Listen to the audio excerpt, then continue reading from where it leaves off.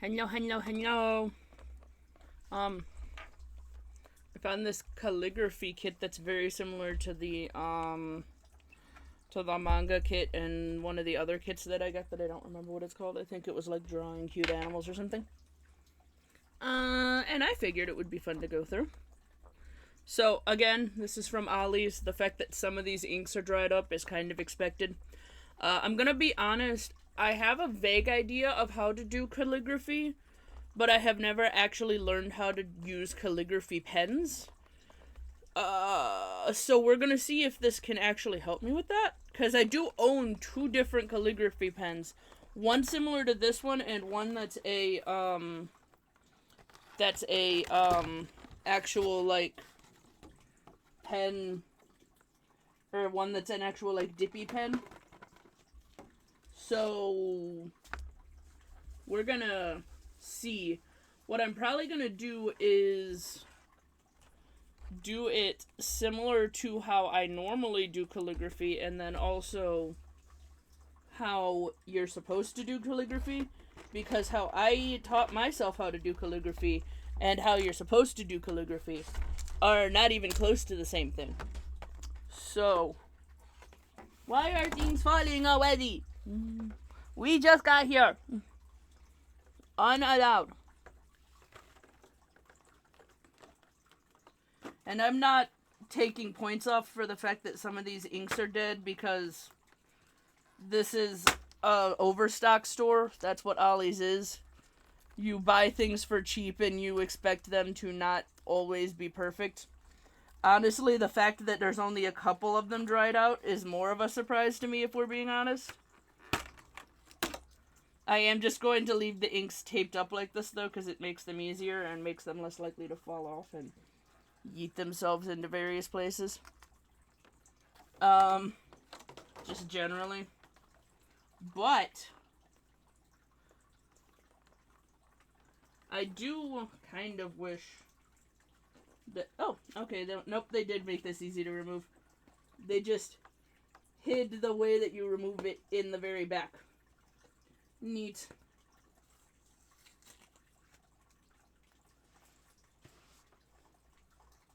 So, the practice pad is too big to fit up there. So that will get grabbed later.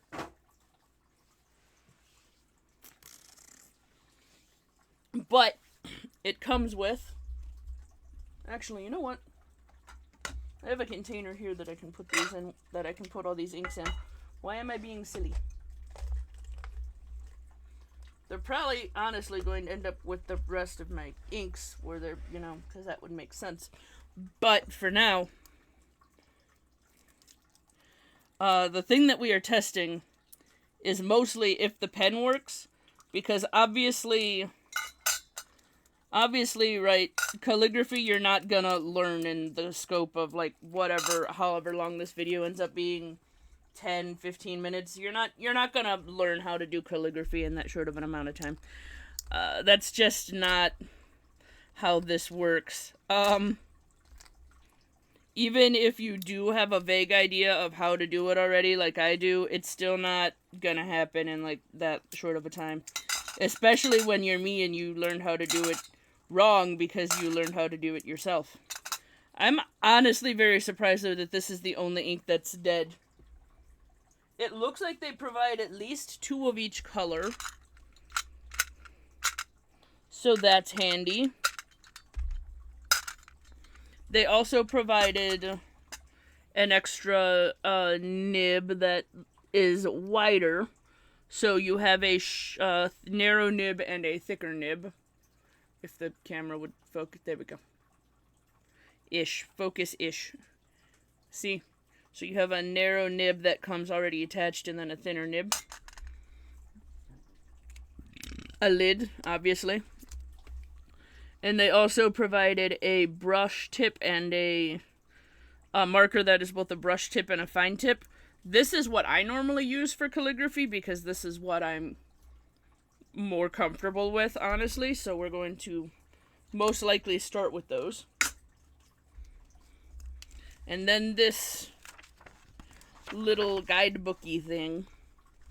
Which obviously I'm not going to go over the whole thing. Because that would defeat the purpose of a kit, but... Oh hey, they include how to do it with the brush pens too.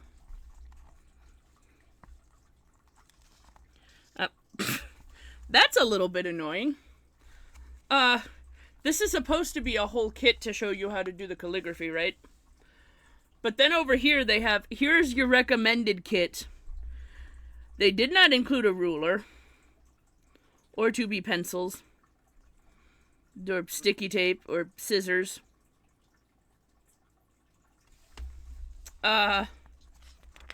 So what? But this does go over how to use, like, your guidelines and how to specifically write in the specific ways and whatnot.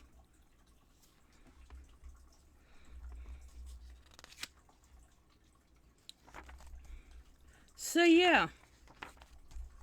Obviously, the main thing that we're testing is, 1, if these 2 markers work, and 2, if this pen works. Like, I think I said that already. Oh, well. Anyway. But yeah, they show you how to use, like, your guidelines and how to make your difference between your uppercase and your lowercase letters better, and how to do italics, and how your pen should be moving throughout the entirety of the thing.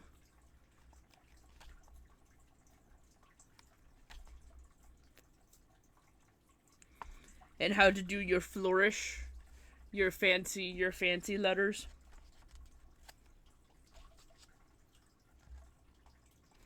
This is not the correct... Okay.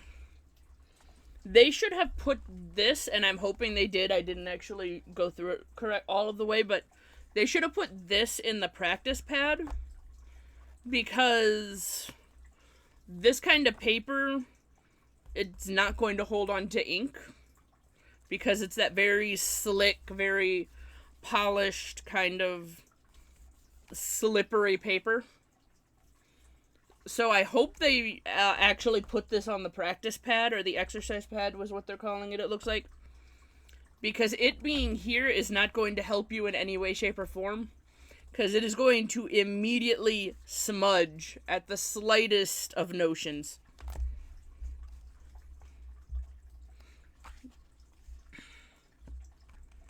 Yeah, I'm hoping they printed these in the actual practice pad too. They also did not give us any grid paper, which is what they're showing for this. The exercise pad only has lined paper, at least as far as I could tell.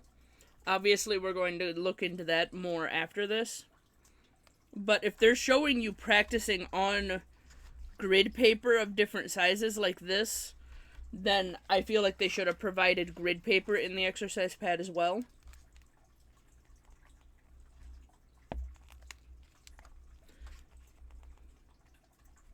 So we're going to see.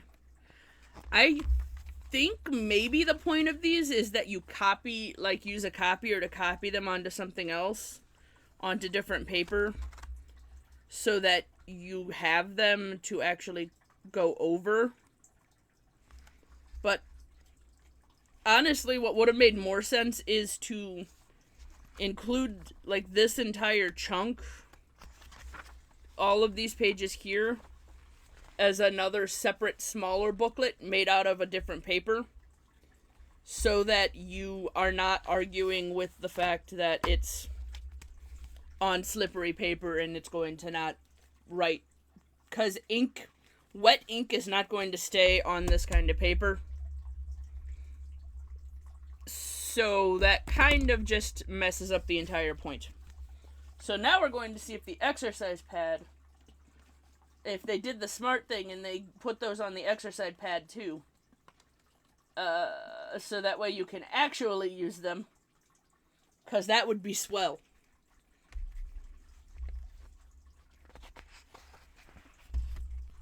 Okay, it looks like the answer is no. No, they did not.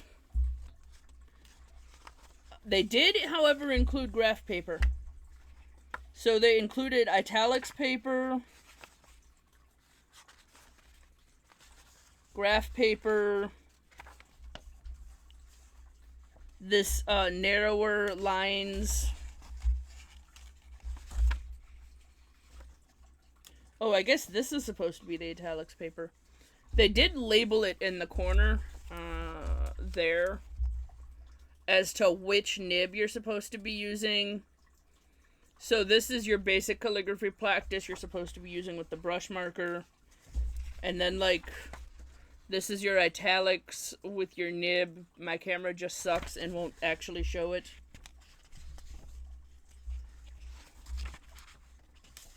But modern brush script, and then bigger blank pages for your flourish. Yeah, so this does actually include a lot of different pages for it. I'm, however, going to completely ignore the fact that this says this is only for the basic script.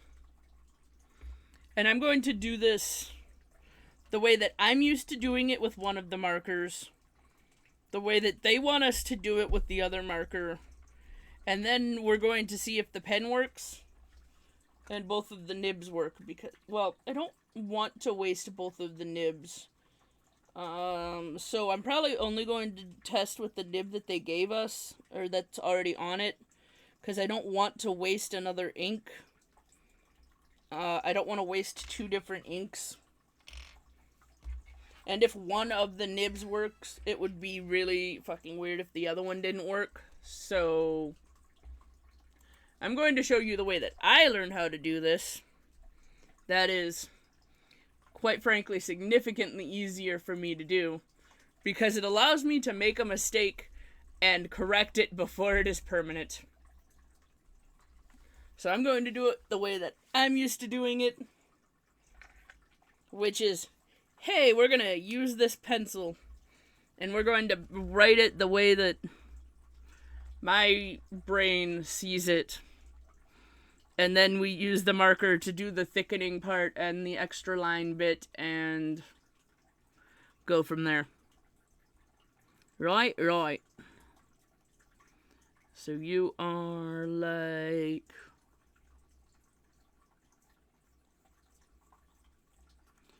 You're nice and thin, and you go... These guidelines are going to be useful, especially for someone like me who kind of only vaguely knows what I'm doing.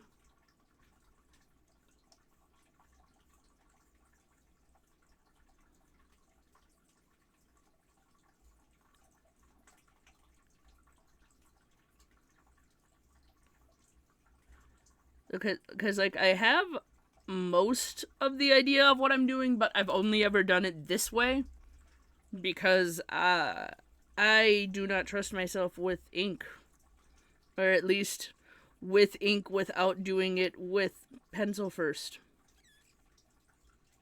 Want you down lower. Yeah.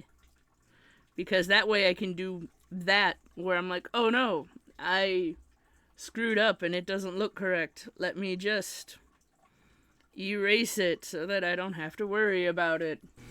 Doodly doo, doodly doo, doodly doodly doodly doo, doodly doo, doodly doo, doodly doodly doodly doo, doodly doodly doodly doo. Now the other test is going to be, does the marker and the ink bleed through this paper? Because this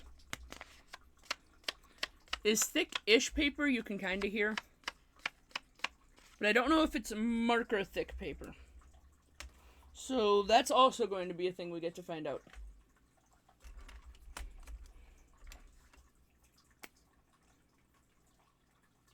Well, that's already not looking good. If you can see, and you can kind of. There is fading at the tip of the marker. And again, this is from an overstock store, which means who knows how long it's been sitting there. So I'm not going to say, oh, it's the fault of the kit, because it's not a new kit. Okay, you do actually kind of work.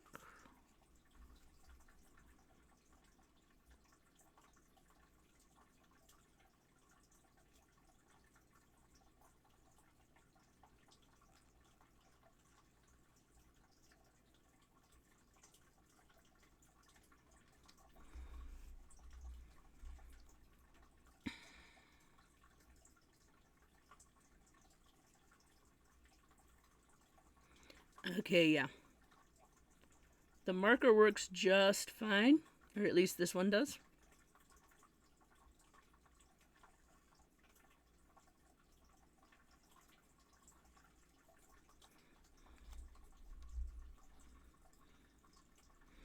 And obviously, again, I only rarely futz around with calligraphy, so this isn't the best of.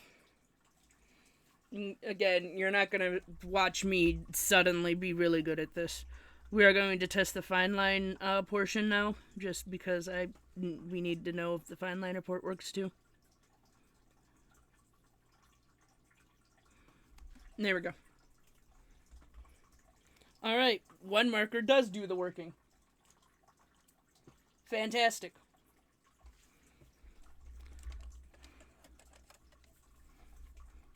That's actually incredibly useful because I use brush tip markers a lot. I think most artists use brush tip markers a lot. So now we're going to see if I can do this the way that they want us to. Which is kind of why I wanted to do it this way first, because then I can get a little bit of an idea of where I want to put everything.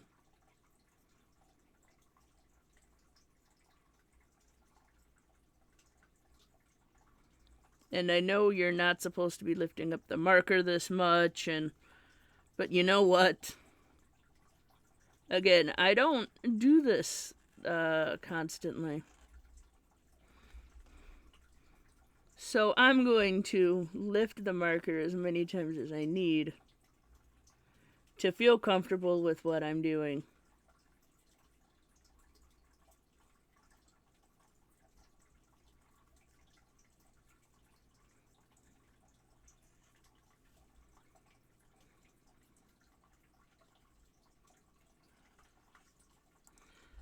Part of my problem, too, is that I don't exactly have the steadiest of hands. I've always had a little bit of a shake in my hands, and I don't know why. I don't have, like, carpal tunnel or anything, at least not as far as I'm aware. I just always have had slightly shaky hands. I'm going to just go ahead and say I assume it's because I have fairly severe anxiety. And thus I'm not exactly the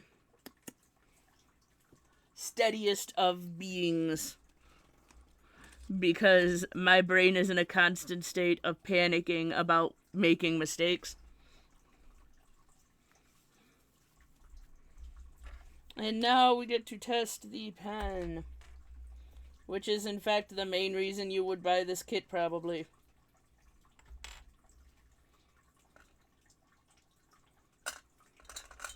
I'm going to choose purple because purple is my favorite color.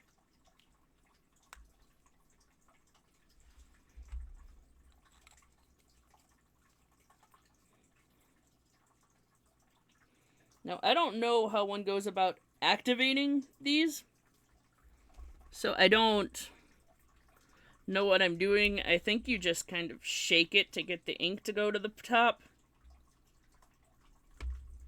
I know how you install them, because it's literally just stab it in. I do not know how one makes the ink actually start flowing, though. Is it just like a normal pen where you have to just kind of start writing with it and go from there? Don't know. Never used one. So I'm just gonna kind of scribble down here and wait for ink to start flowing.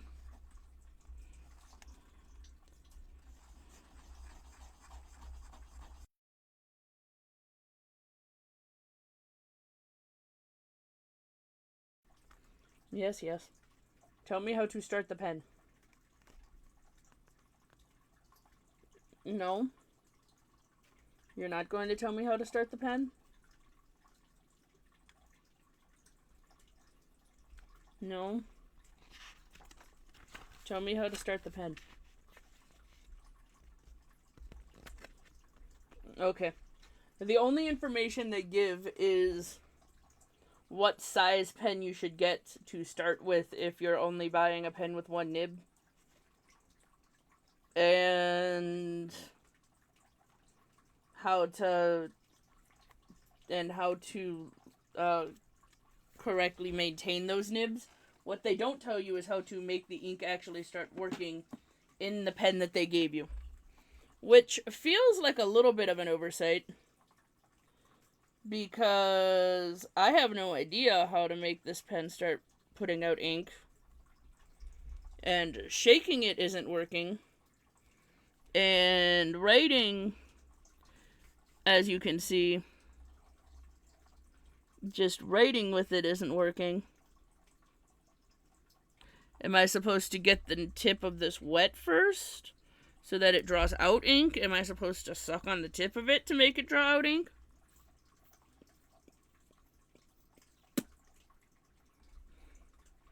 I do not know. Because how this works is this untwists,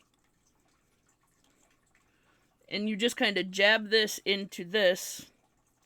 Am I just supposed to squeeze this lightly? No, because this doesn't have any give.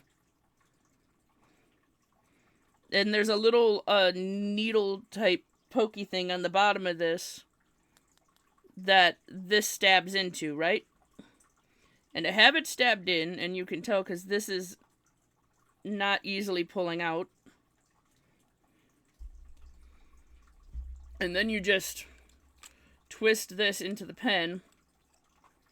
And it's supposed to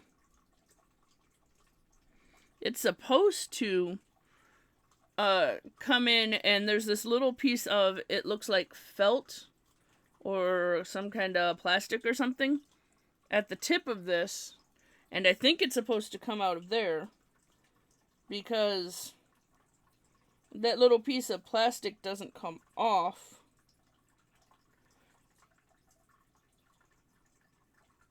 And it wouldn't really make much sense for you to have to pull that out before it gets used when the ink is a separate entity entirely. So I don't know if this is... So, to me, the fault in this kit is that it doesn't tell you how to use the pen that it provides. It just expects you to figure that out by yourself, which is not going well. So anyways, I guess what's going to happen is I'm going to let this sit like this, like upside down for a while, see if the ink actually flows into the tip, and if it does, I will film a separate video on it, and if it doesn't, then I have absolutely no idea why it's not working. And I'm going to have to actually Google it, I guess, which, again, you should not have to Google how to use a kit. The entire point of buying a kit is that it tells you how to use the kit. If the kit is not going to tell you how to use the kit, then the kit is not worth buying, unless it is somehow cheaper than buying all of the individual products, which is usually not the case. So the fact that I have to Google how to use the pen included in this kit, because the kit could not be bothered to tell me how to, is a fault of the kit. Because I personally feel like you should never ever have to Google how to use a kit. That is the reason you bought a kit, is to avoid having to Google how to do something. Because the kit is supposed to act as your Google. But anyway, at least the two markers work. Okay, I have cleaned out the pen itself. I ran water through the tip like a couple of the videos that I looked at suggested, just to make sure that water does in fact get through the tip. I have fully inserted this cartridge, because the thing that I didn't know last time is that you have to actually actively push really hard. The problem is this kind of cartridge does not allow you to squeeze to get the ink flowing, which means it's literally a waiting game for the water to wick, or for the ink to wick down into the tip.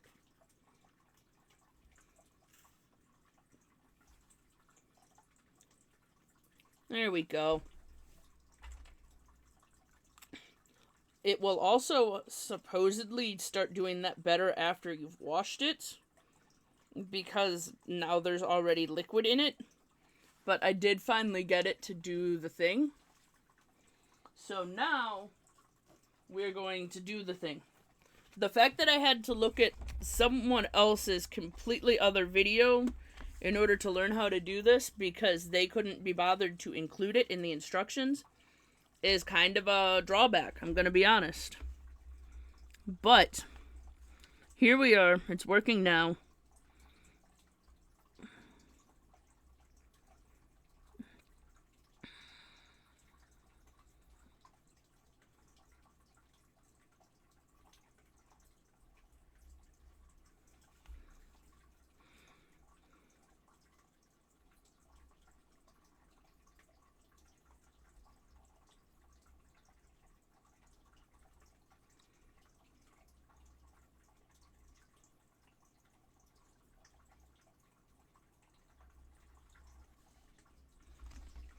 Okay. So keeping in mind that I rarely use these pens, and thus my, I guess, judgment is based fully on my personal experiences, which is not a lot of them. That wrote smoothly enough for someone who is just learning like me, but I can feel as I'm doing this enough resistance when putting pen to paper that I feel like once you actually start doing this more, it would be a problem. And by that I mean, as I'm doing things, I can feel, I'm just gonna do the thing again. I'm just gonna kind of vaguely start writing. But as I'm doing this, I can feel that there is resistance, and I'm having to put more pressure on it than I think I'm supposed to have to. And also the ink has just stopped again, even though I literally only put it aside for a couple minutes. Which I feel like, or not even a couple minutes, you were literally here while I was doing it. Which I think it's not supposed to do. I'm pretty sure the ink is not supposed to just stop that easily.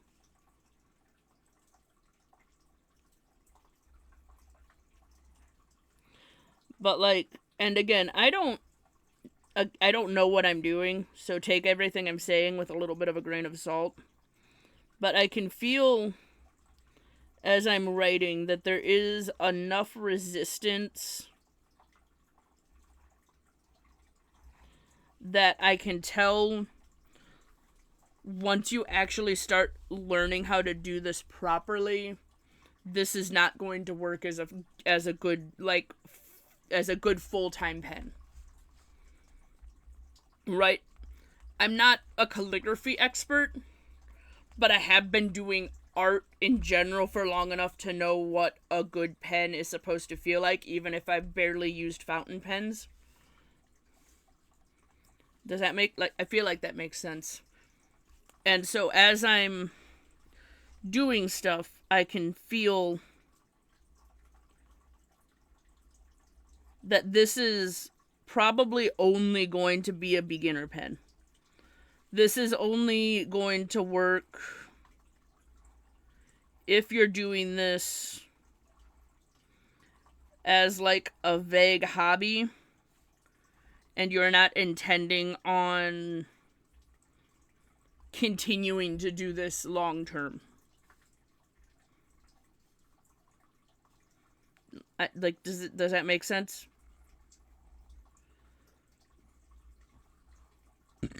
This is, yeah, because as I'm doing this, and the more I'm doing this, the more obviously I'm able to describe it. It feels scratchier than I'm pretty sure it's supposed to.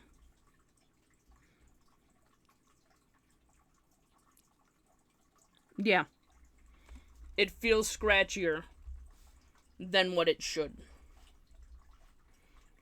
So, as a beginner pen, for someone like me who isn't going to do this constantly, who's learning how to do this mostly because I'm bored, and it would be nice to be able to add some form of calligraphy to some of my art that I do, this pen is going to work fine. However, if you are intending on, like, doing large amounts of handwritten cards or handwritten scrapbooking, and you picked this up to make it look better, you're going to probably end up wanting to upgrade your pen pretty much immediately after you learn how to do this and you realize that this pen is giving you a slight handicap. Because, like, the ink randomly stops.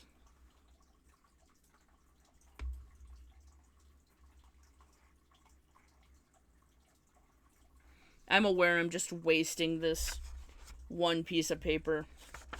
Oh, that's the thing we didn't check. Yep, that was the other thing I was afraid of.